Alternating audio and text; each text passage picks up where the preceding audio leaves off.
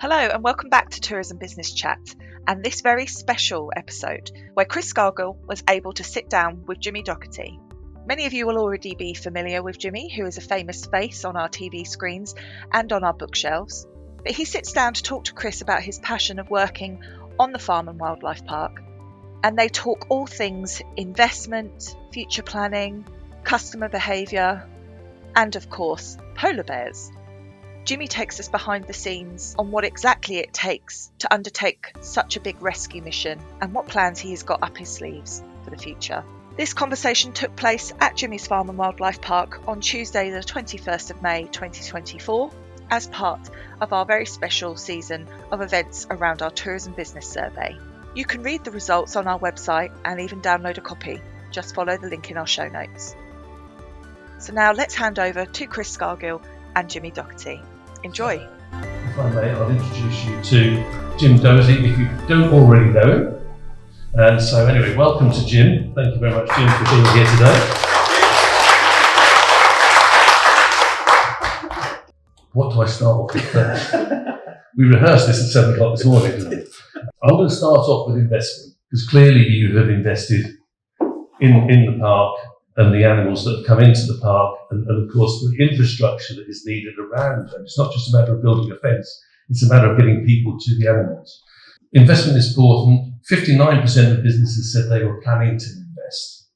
Why do you think it's important for businesses to continue to invest? Well, it depends what you're investing in. I think every business has to invest in terms of just the general upkeep, and that could be anything with drainage, fencing, re-roofing, IT, whatever else. But I think in terms of pushing your business forward for a visitor attraction like ours, it's really important that you've always got something new to offer. What's the point of returning? It's like having a menu. If it's the same menu for the last 6 months, by the time your customers have come around, they've eaten everything. What else is there to look at? So investment is really important just to push your business forward. Our investments, we didn't make the investment we've just done in terms of let's get this animal and it will equal X amount of people come to the door. It was much more than that.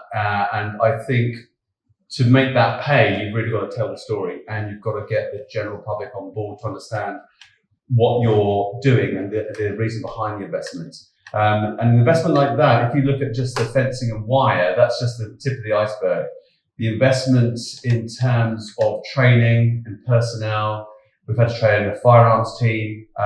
We've got fully qualified bear keepers. The investment in our partnerships with other institutions around the world. So it's way beyond just the wire and the fences. But I think it's been vital to us, and the effect that the bears have had has been quite astounding because people have taken it to their heart and because we told the story behind it. And it's not that get a bear, make some money. It's save a bear. We need to save this bear's life, and equally the same as Diego. But then taking that opportunity, not just being a rescue, how do we turn the story of Eva and Diego into something that translates to education? So telling the story of the tundra, the reason that we then say, well, let's refocus some of the animals in our collection, group them together and create the Arctic, the tundra, and tell the story of global warming and the loss of permafrost and how much that will emit into the atmosphere of methane, for example. So there's a huge education value. So investment is key.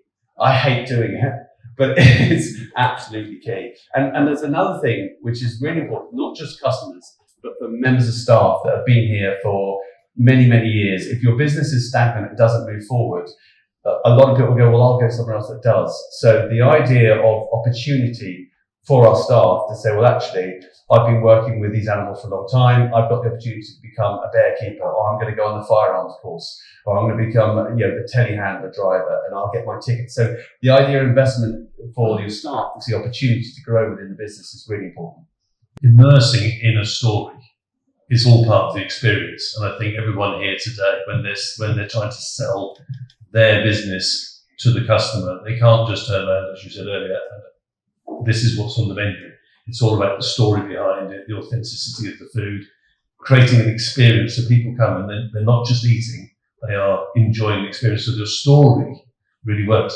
And your story went back to the Facebook and the Instagram stories of it's coming, and the story behind that.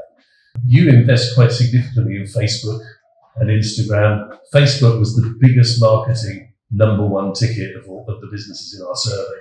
We asked them, what is your number one product for marketing? And actually, you have more followers on Instagram than Facebook. And Instagram, I think, was about 13%. Coming back to the story, Instagram versus Facebook, what is your... I like Instagram.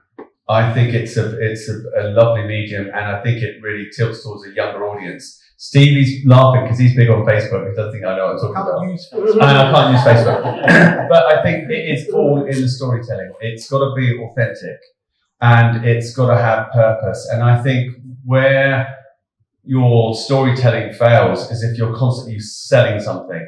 If you're going, it's 50% discount, blah, blah, blah, or you come and then you try this, buy this, people are like, oh, forget it. And I've had to learn very, very fast. I've got a great team that spend a lot of time focusing in on who our customers are and how they get their information from Instagram or Facebook. Some of the posts we put up, that if they're too long, we cut them down. They don't start with a blank screen. You can't just be standing there chatting all the time. The use of voiceover, all these elements, and it's got to be bang, bang, bang all the time, quickly and consistently putting stuff out there. And I'm talking like I'm an expert, and I fail to do that all the time. Luckily, I've got a really good team that pull me up. But I think the story is absolutely key. And if you're talking about the beef that you rear, talk about the grass and get them out there, and talk about the animals and everything else, and you've really got people, take people on your journey. And I think it's a skill that we all have to learn. And it's part of our world now, but it's absolutely critical. And people want to know what you're up to, what your real life is, and all this kinds of stuff. And it's a pain. It's a complete pain up the arse to do it. But you have to.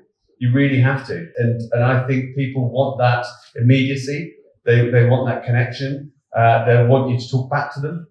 It's a great way of getting stories to your customer and know who your customer is, because it's all the stats are there. And we've got a really good bit of IT where we can trace for someone that follow a story all the way to how they spend their money. And then we can look at how much we've spent on one of the stories and how that translates to the sales in the farm shop or the wildlife park. So if we made an investment of, I don't know, what did we make an investment of? It was like £1,200 in Easter. Yeah. And a return of 35. So 1,200 quid made a return of 35,000 from a post that we put out at Easter. And we can track that all the way through. So that's what's really important. Otherwise, if you can't track the data, there's no point in doing the stories. And you might have an agenda you want to talk about, but if you can't track that data, it's pointless. So using all the analytics is key.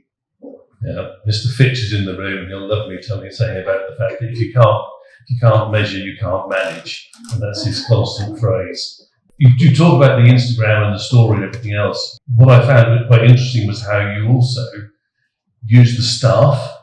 The staff are in the Instagram. Oh yeah, and it's Jimmy's farm, but my staff are my biggest asset. It's Jimmy's farm out there, but I'm riding on the shoulders of my staff. The staff are absolutely key from top to bottom, and for them to be invested in the business. For example, Penny, who's our KP in the kitchen, when she heard about the polar bears, she gave £300 of her own money to the polar bears. And so we made her a polar bear keeper for the day. We made a video of that, and we'll put that on Instagram as well. And because there's a human face to it, but utilising your staff, because each department they're the experts, and why not? And it gives them a platform as well. You've probably been asked by everybody here as we've walked round, but I haven't asked you this question. I haven't got to pay an invoice, have I? There's always a late invoice. Just there's another charge. You're throwing me. Right. We've seen wolves, we've seen bears. What's coming next? Well, there's lots coming next. And part of our collection, every zoo and wildlife park has a collection plan, a conservation plan, and we're part of the international breeding programs, all that kind of stuff. But we focus quite heavily on rescuing animals that need rescuing, and there's a number of animals out there that we've understand are in a really difficult situation. So there might be another little rescue mission that we're going to undertake. The other side is education is really important to us. Educating youngsters in terms of regenerative farming, where your food comes from, and the importance of biodiversity. So one of the things that we've had long running in this business is the derelict house. And the house is about to come into our lease. And what do you do with a house like that? Well, it's never going to be a residence. Who wants to live in the middle of a business? Could be turn it to a hotel, 7 bedrooms, doesn't work. As soon as you put a member of staff in, there's bottom line drops out. So education. So we're going to turn that into a museum, and we're going to create this character called Professor Pannington, and he's going to tell the story of his journeys around the world, tell the story of the animals that you see around us, and it'll be sort of that sort of steampunk-esque butterfly collections, each room different environments. So that's one of our big things for the future. So I think education is really important. Expanding in the animal collection, that's ongoing, and also developing our partnerships is really key. So with the museum, for example, we work very closely with the King's Foundation on Food for the Future, which is about food waste, and that will tie in. We work with Kew Gardens, various different universities. So it creates a hub where we can bring our partners in, because we believe very, very strongly that, with many people, you're much more of a stronger organisation. And also then it allows you to punch above your weight as well. Share the story. Exactly. Yeah. Remind me, how many acres do you have on the farm and the park in total? It's about 200 acres here. There's area to expand once Brett's finished taking the gravel out, and we're in conversations with them about landscaping. That offers great potential. But it's interesting because the number of animals won't grow hugely, but the space will. So I think we're 4 times the size of Colchester Zoo now, and the number of species they've got is colossal. But I think what we want to do is plan ahead in terms of, it's not about endless aviaries of owls or endless species of monkey. Every animal has to tell its story, and it's all about the space and the freedom. And we've just launched our charity called Space of the Wild, and we're going to be doing a lot of conservation projects in the farm itself, but also locally and nationally and internationally. So we want to utilise off the back of our charity to do far-reaching work. And talk about far-reaching work, we've seen what's going on in the park. I've asked you a few questions about that. But aside from running this, you also do other things. So have you got any programs that we should be preparing ourselves for? Well, I've got a really exciting, well, you probably might think it's exciting, but I've got a new show starting this week. We start filming, and it's called Jimmy and Shivy's Farmhouse Kitchen, and it's on ITV, and it's going to be running for 11 weeks on a Sunday morning, I think 8:30 to 9:30, and we're basically celebrating the local area. It's based on the farm and around the animals, but they're heavily then in a vegetable garden, cooking various different dishes, but going around and visiting lots of different local producers, local cheesemakers. So I'm hoping it's going to attract more people to this area. And there's been so many shows on Yorkshire and so many shows on the West Country. You can't turn on your TV without Yorkshire Vet or Cornwall, this or that. So it'd be quite nice to showcase some of the stuff that we have here. I think that's excellent, don't you? I think that'd be a real positive for our East Anglia region. Means I have to get up on a Sunday. Okay. You don't get up on a Sunday. No, I don't. So, customer expectation seems to be heightened more and more. Getting back to him, what do you put in place to help guarantee a customer experience? I mean, you've brought the bears in. It brought a lot of more people in.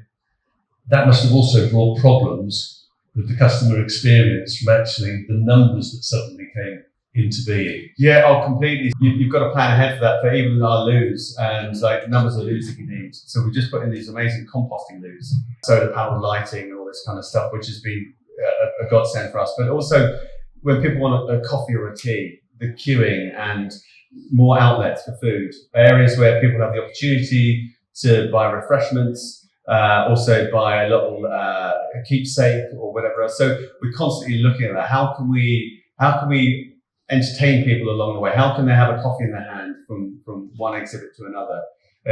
New pathways. The expectation of the general public is very high, and they don't give you much chance to, get it right. If you get it wrong a couple of times, they're very harsh these days because we have something called TripAdvisor. And that is a nightmare because you can be in here and someone will say, might have a complaint, or they might not have a complaint. How's your meal? Absolutely delicious, thank you. Yeah, wonderful. Any other? No, fine. And you go on TripAdvisor, worst meal I've ever had in my life, and you go, I know it was you. Why didn't you say something? So it's very difficult. But you have to be on it. And the other secret weapon, again, is your staff. The staff there that are happy to chat and go there a little bit further. If you've got the member of the wildlife team go, oh, have you tried on the specials today? Or here they're going, oh, they're feeding Eva at 12 o'clock. Make sure you pop down.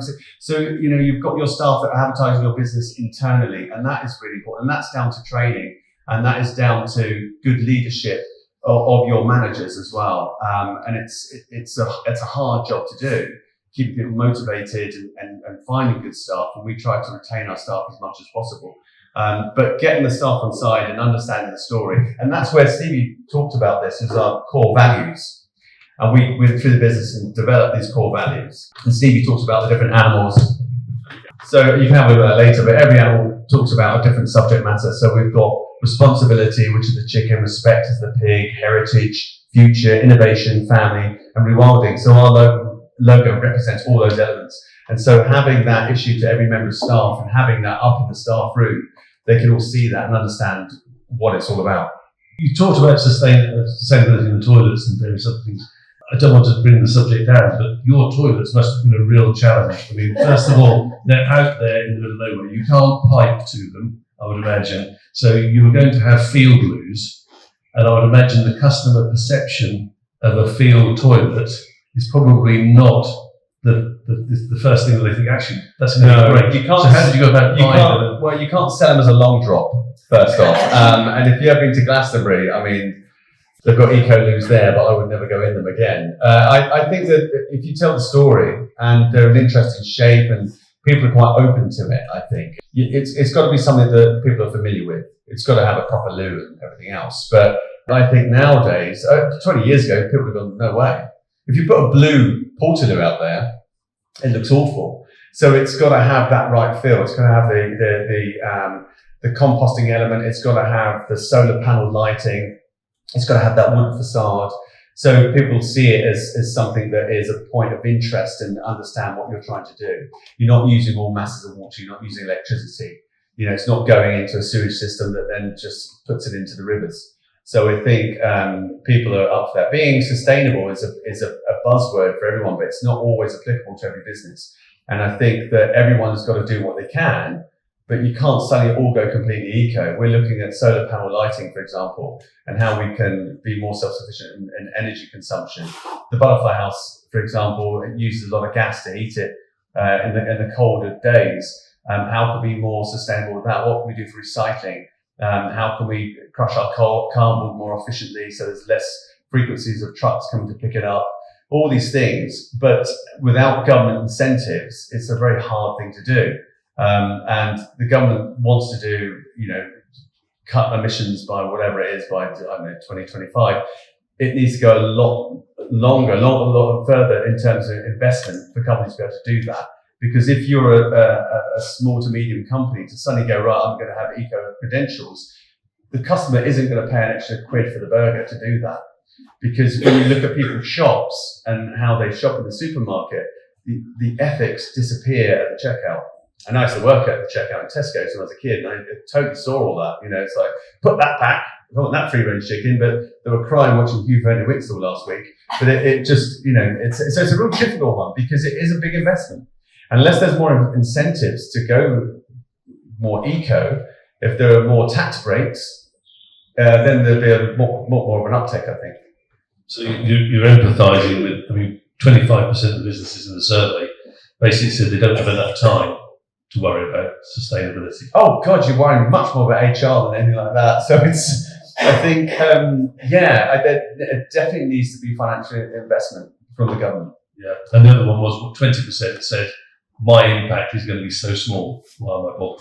And so I think, again, you touched on some of that. But do you think that everyone needs to do their bit? Or do you think that actually the government's got to... Well, if you've got the ability to do something, I think you've got the duty to do something. But I think there's a lot of greenwashing and there's a lot of nonsense out there. So the idea of councils banning beef on school menus or whatever to cut emissions is a nonsense, because they don't take into account they just lump beef production globally rather than what the local beef production is, which is actually that sequesters carbon rather than emits methane. So there's a lot of nonsense out there. So I think when it's about being sustainable, you can only look at your own business and take that as an individual case study and see what works for you. And it can be a really simple thing. It could be totally simple, like just composting your vegetable waste out of your kitchen is a tick. There's all these things. And you touched on there about the government. You have travelled around the world seeing what other tourism bodies do, but tourism across you can probably tell us all the places you've been and what you've seen. And of course, we've got Doherty tomorrow telling us about New Zealand. But how do you think that some other countries differ to tourism and the messaging in the UK, and how that's really simple? They've put decent money into it. And so I've done shows that have been paid for by Tourism Western Australia or New Zealand, or I did a show that was funded by Tourism Florida. And for example, the state of Florida, they get government funding of £80 million a year, and that is match funded by the local companies like Disneyland. So they've got a huge amount of cash to advertise Florida. New Zealand is the same. And so they go out there and advertise. If you go to Liverpool Street Station, I don't see one sign saying visit Suffolk. Come on, it's amazing. There's nothing. And I think the problem is there's been government money put into lots of different little bands of people that have all just done a little bit. And then within a year or two, it's gone again. There's no overall structure working with the council saying, no, we're doing this. It's going to be great it's going to be amazing for tourism and we need it. They don't really push it, and I don't think they value it. They say they value it. I don't think they really do. It's massively underfunded. We live in a glorious part of the world, and I think the income that is generated in this part of the world, look at the spend for tourism, it's nowhere near enough. And again, I suppose that backs into the support businesses perceive that comes from the government. Only 1 in 10 thought the government was doing enough to support tourism. 1 in 5 said the local governments are doing enough. So we need to do more. But in the brochure, we have your comments. VAT was a big thing for you during the pandemic. Do you think that reducing VAT for tourism and hospitality is something that needs to be going from would be good to a must? Yeah, completely. Absolutely. Every break you give tourism, give it. It creates jobs. It helps students when the summer breaks. It's so far-reaching. And also, I was saying to you, it's another thing that society doesn't value, and it's respite. We talk about economics all the time in tourism. It's important because you can sell more ice creams and create a few more jobs. So think about the essential element of your day off, your day with your family, your weekend away, the respite it gives people. People in this country can't afford to go on a 2-week holiday, but they can afford to have a nice meal in a restaurant once a month, or have some ice cream, or go on the pier. And that respite for mental health is really important, and that has far-reaching effects. And I think tourism is a unique industry, and I think we're going to have to rely on it more and more because we don't manufacture anything that much. The food manufacturing industry is still very vibrant, but we don't really make any cars. The steel industry is not great. Tourism could be, but the lack of investment is astounding. When you compare it to somewhere like New Zealand or Australia, I'm looking at doing a job in Ireland, and they spend more money. And like I say, even internally, the London's on our doorstep. And what I fear about Ipswich just going up to the Premiership is amazing. Everyone's going to be great for Ipswich. Well, the problem is if there's nothing on offer in Ipswich, people are going to get back on that train an hour into London, have a night in London. What I really worry about is the lack of planning and foresight of the council. Is they just won't do anything. And I think with the lack of spending and planning issues, all that kind of stuff is a massive stranglehold around tourism. And I think it's not for the council here, though, because I've got. I'm sitting here now going, that's quite a thought-provoking thing for us to finish on. The opportunity, as I said earlier, I do think it's been a challenging year. Businesses have not all struggled. There's been some real keynote businesses that have done very well.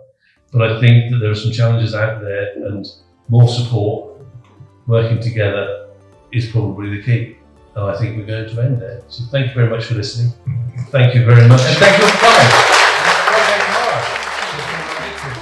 Business Chat. For more from the Insight series, including webinars and our latest blog posts on all things business, you can find us at larking-gowan.co.uk.